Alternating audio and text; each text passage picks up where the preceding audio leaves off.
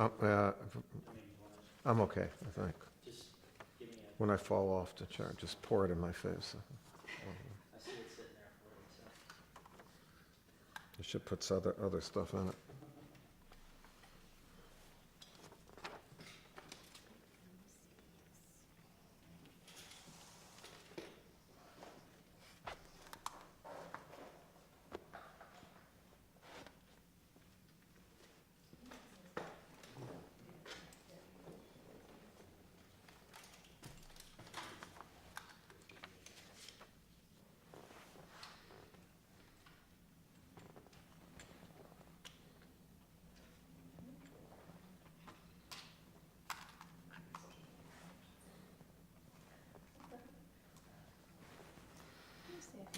Yeah, 1, 2, 3, 1, 2, 3, 4.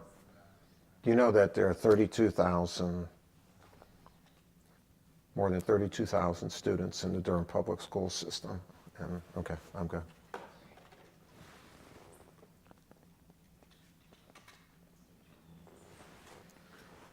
So I'm going to start with some open-ended questions about the center. And Right. then we'll move on to stuff about the campaign. And I know you've done this so many times, so I feel a little silly telling you this, but you can look right at me, ignore the cameras. Yeah. And if you can remember to include my question in your answer. Okay. That would be great. And I think we'll get started in just a couple of minutes. Okay.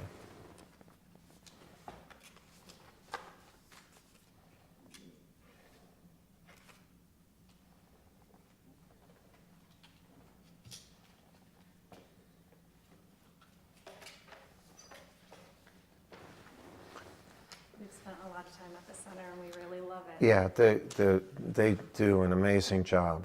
Adam and his team have done an incredible job of it, and it keeps growing. It keeps getting better. Yeah. So that's why we have the campaign. Good time for you on it. To keep going. Yeah. Everyone is so warm and welcoming. I think the staff, it starts with the staff and the volunteers and the kids and their parents are so happy to have somebody care for them like that and give them an opportunity. And so it's a great meeting of need and people who can give the need. Yeah. Yeah. And find joy in giving that. They love it. I mean, our staff loves it and the volunteers love it. And it's a very fulfilling feeling. Yeah. Yeah. And I love that you serve the Spanish-speaking families too. Yeah, everybody, even Polish-speaking families. Yeah, we're trying to find one or two. Yeah. They wouldn't be my family because I can't speak Polish, but somebody in my family could. Did you grow up hearing it a lot, I assume? Yeah, but I didn't know my grandparents, but both sets came from Poland. Okay. So my mom and dad both spoke Polish, but not as a second language. And okay. I mean, they spoke English Okay. very well, and but they never had us take Polish. Okay. There's a lot of ethnic discrimination during when they grew up, and they didn't want that accent to inhibit us. Yeah. I feel like that is something that happens across a lot of cultures. Yeah, well, it used to happen a lot more. Yeah. So, but no, the center is great because it knows everybody, Yeah. which it should. Yeah. Yeah. Yeah.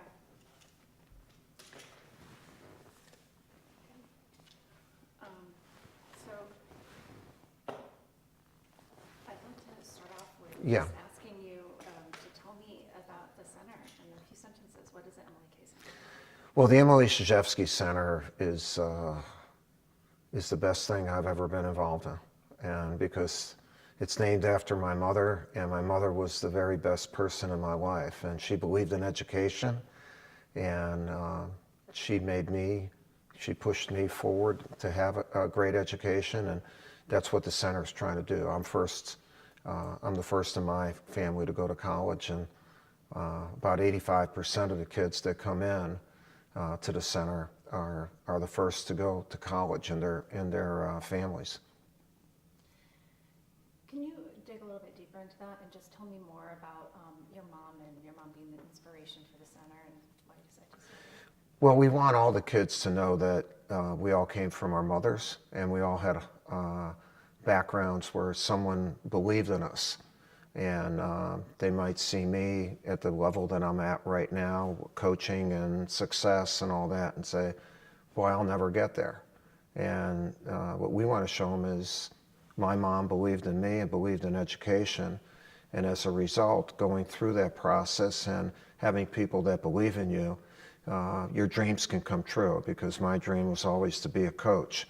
And it came true, and I've been doing it for, 43 years now as a head coach. So my mom must have seen something in me that worked. I was hoping we could talk a little bit about the current situation in Durham. If you need to glance over Yeah, any I'm of those good. stats. Okay, so tell me, what is it like for low-income students in Durham right now?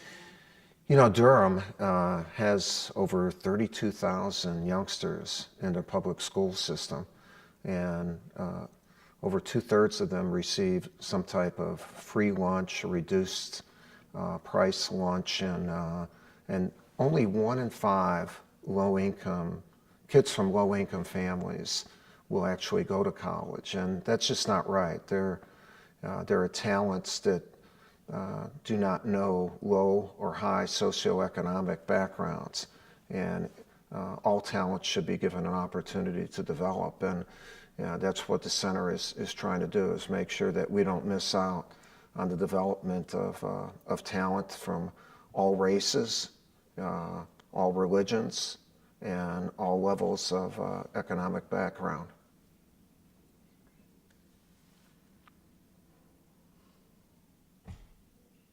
We'll come back to that, but I'd love to hear you talk a little bit about the successes that the center has had.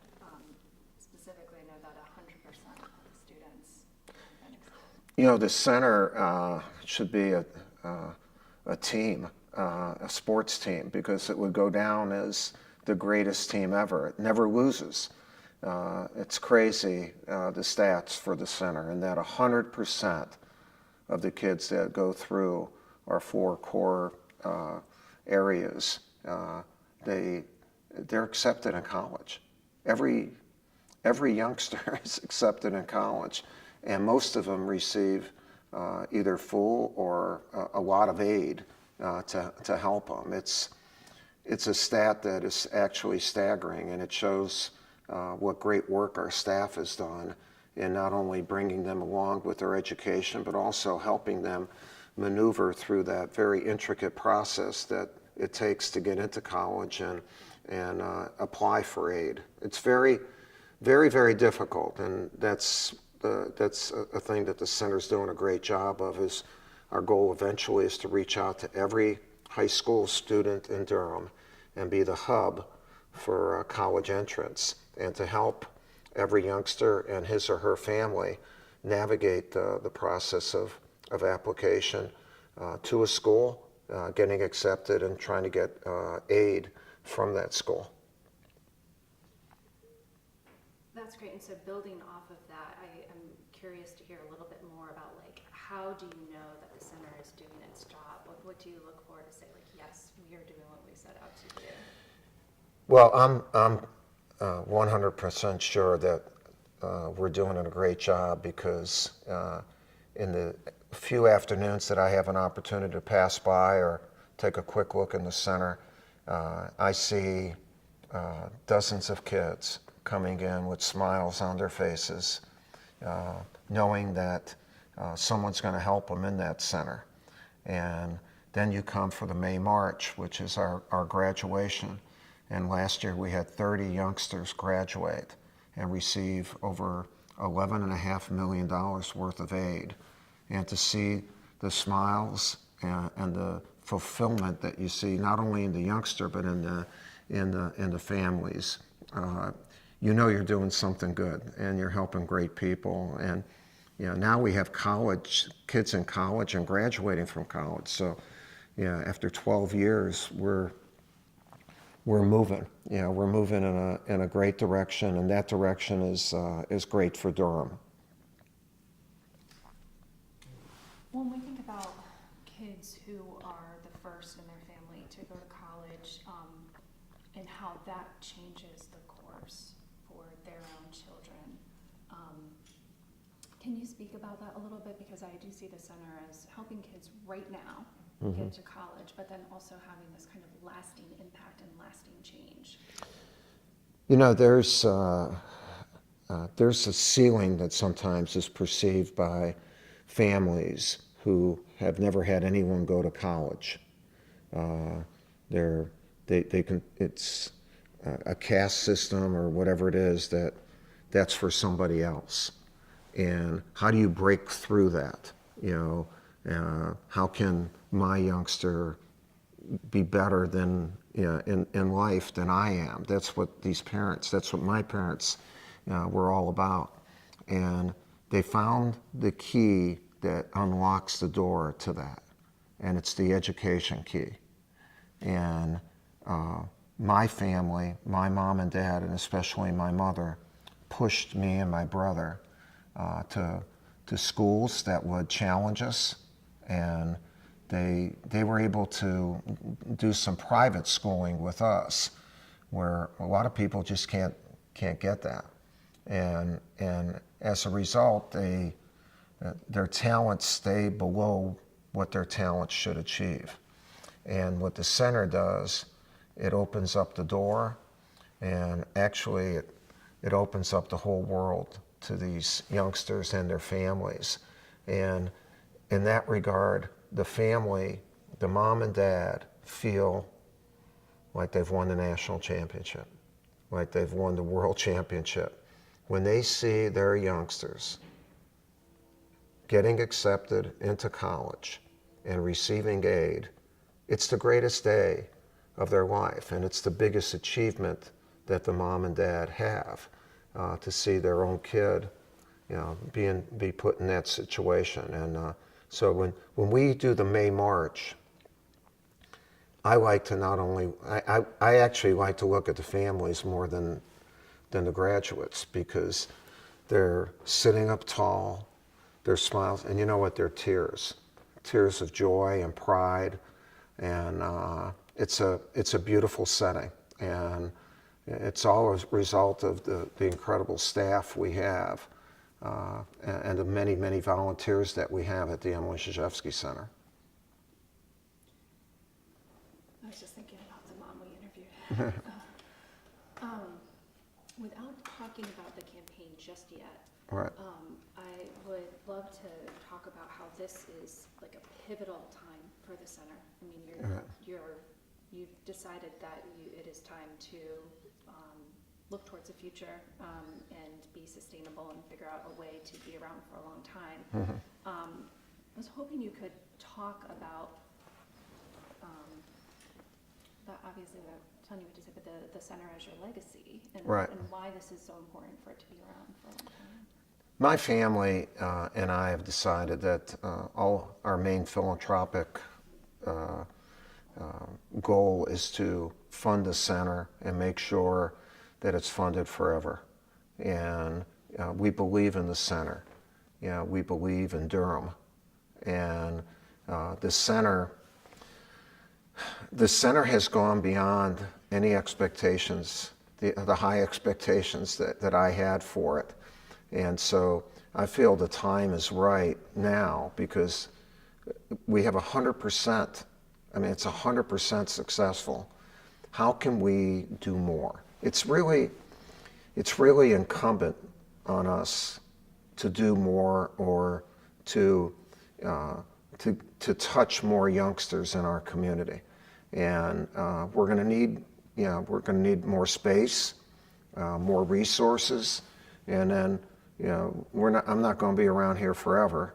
I want to make sure that beyond me, the center keeps going. And the legacy for the center will be what it does to help people. And we help young people become very educated, and open doors of opportunity for them. And then what will they do with that opportunity? And I think they're going to do wonderful things. And some of them are going to come back to Durham. But you know what? They'll always have Durham inside of them. And this is what we want for our community. We want our community to be, I want it to be the most educated and the most opportunistic for youngsters in the United States, and definitely in North Carolina. And I think it's an achievable goal. I know we can touch every high school student. I know we'll be able to do that, but it takes resources and it takes endowment. You know, you have to make sure that it's gonna keep going. And so this is the time to take the next step. If we don't take the step now, shame on us. Shame on us, because everything is set up for us to do this and to be very, very successful. So tell me a little bit about this Game Changer campaign. It's your first campaign Right. ever. Can you talk about that and what it is going to help you do? Well, the Game Changer campaign is a $15 million initiative, which I think is more than achievable. And about 4.5 million of it will go for adding space. You know, we need more space. You know, and there's a really great way that we're going to add space to the center and kind of renew some of the other spaces in the center. You know, we're 12 years old, so we got to keep going. A certain amount of the campaign will be for endowment, and then look, it just costs a lot to run the center. It costs over a couple $1 million a year to run the center, so the campaign will also be as a part of it to continue to run the center. What we see is much more community involvement. The community has seen what the center has accomplished. Heck, in our neighborhood, the whole neighborhood has changed. It's uplifted the neighborhood, not just the community. And people believe in the center, and the center needs to do more, and the community needs to help it do more. Really, the center itself was built primarily from outside resources, and with the thought of helping me and the people that we had around us to build a center and see where it would go. And you know, when we got the team that's headed by Adam, when we got the team that was headed by Adam, we took off. We took off, and we found that our goal was education. That was what we needed to concentrate on, and boy, have we concentrated on education and the programs that have been developed and continue to be developed. So we hit on the right stuff, and we need to hit on it a lot more. That's great.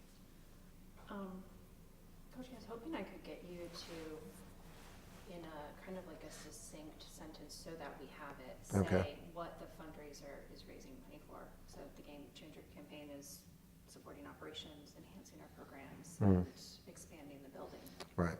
Those three things in a way that seems natural to you. Yeah. And what word did you use to begin with? Support our operations. Yeah. Right. The campaign really is to support our operations, make sure that we have more room for space. How close do you want me to do it? However it seems natural to you, but operations, programs, and expand the building. Okay. Sorry. Endowment is the third one, so it's operations, programs, building, and endowment. Building, endowment,